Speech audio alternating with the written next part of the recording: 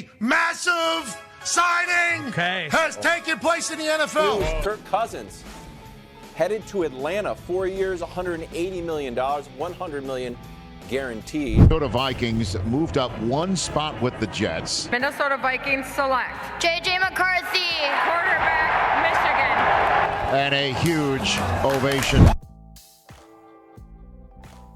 There's a lot of things that, I was happy to go through today. Beautiful way to start the season. Vikings rookie quarterback J.J McCarthy will miss the entirety of the 2024 season after torn meniscus repair today. Back to square one right now. It just hurts for the Minnesota Vikings knowing that you took this dude so high and he ain't going to be able to play. So, J.J McCarthy is out for the rest of the year due to a torn meniscus that requires surgery. After looking pretty good in the preseason, this is devastating news for any Minnesota Vikings fan, as well as Michigan fans who have been following J.J McCarthy for a very long time now, as well as guys like me who love to see college guys develop into NFL players. The Minnesota Vikings now have to rely on go seeing Sam Darnold for the rest of the year.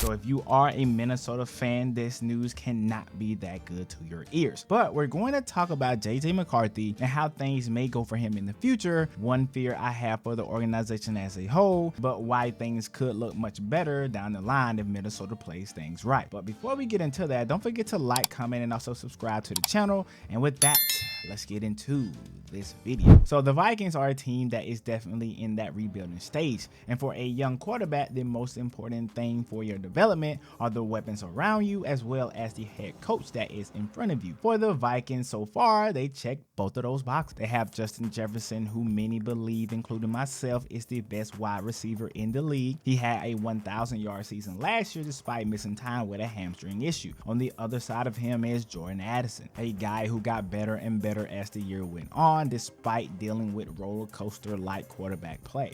He had 911 yards last year in his rookie campaign. We can't forget about TJ Hawkinson, a guy who is a solid tight end who oftentimes flies under the radar. He had 960 receiving yards last year. Aaron Jones is also coming over from Green Bay. So when the Minnesota Vikings drafted J.J McCarthy, they had envisioned him fitting in nicely in a system where the pieces are already in place. And although it is still early, Kevin O'Connell seems to be the right fit as the head coach. Any young QB would love to be in this situation as compared to other top picks. The only quarterback from this draft class that is really in a better situation right now is obviously Caleb Williams, who was drafted to the best situation a #1 overall pick has ever been in that I can remember off the top of my head. But with that being said, this group offensively would help J.J McCarthy in his development. At Michigan, J.J. showed that he has the arm talent to be a pretty good QB. But at Michigan, he was never really asked to be a drop back on every play type of QB. In his final season at Michigan, he had 2,991 passing yards, 22 touchdowns, and 4 interceptions. Michigan was more of a ground and pound team who loved to put fear in other teams on the defensive side of the ball. So J.J. McCarthy is still a raw prospect who was going to need time to develop his game. But he has everything from an intangible perspective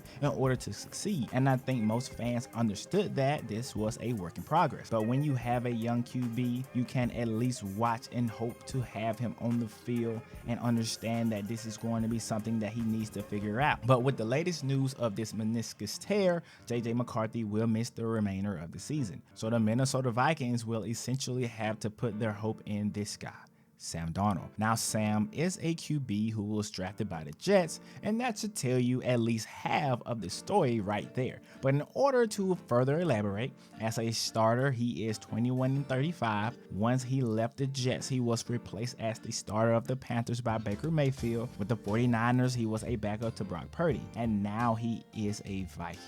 I don't like where this is going. However, the only hope that I would put in Sam Darnold at this point is maybe, just maybe, he can have a season like his former teammate Baker Mayfield, a season where he finally puts it all together. The main difference between them, though, is that Baker Mayfield has never lacked confidence. And right now, I don't know how much confidence Sam Darnold has. In his last season as a full-time starter, he threw for 2,527 yards, 9 touchdowns, and 13 interceptions. interceptions. And even with all of that being the case, Sam Darnold has never been put in a better situation than this. And this is more than likely his last chance to prove that he can live up to what people wanted him to be from his time at USC. So it's going to be interesting to see how Sam Darnold performs with weapons all around him.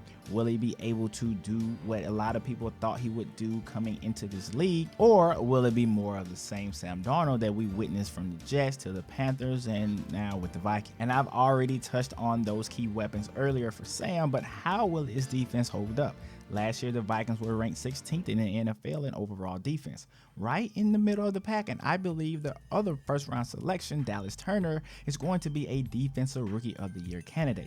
I think he is just that good and will make a major impact on his team to the point where he may eventually be the best player on this defense. But anytime you have an injury to the start of the season, especially when it's your rookie QB, everything that you thought your season would look like is now gone. I felt the same thing as a Colts fan when Anthony Richardson went down. And I bring up the Colts for two reasons. One, because I felt the same thing that Vikings fans are feeling right now. But for two, my fear that I talked about earlier for the Vikings could be that they are potentially about to be in what I would call a horrible quarterback carousel.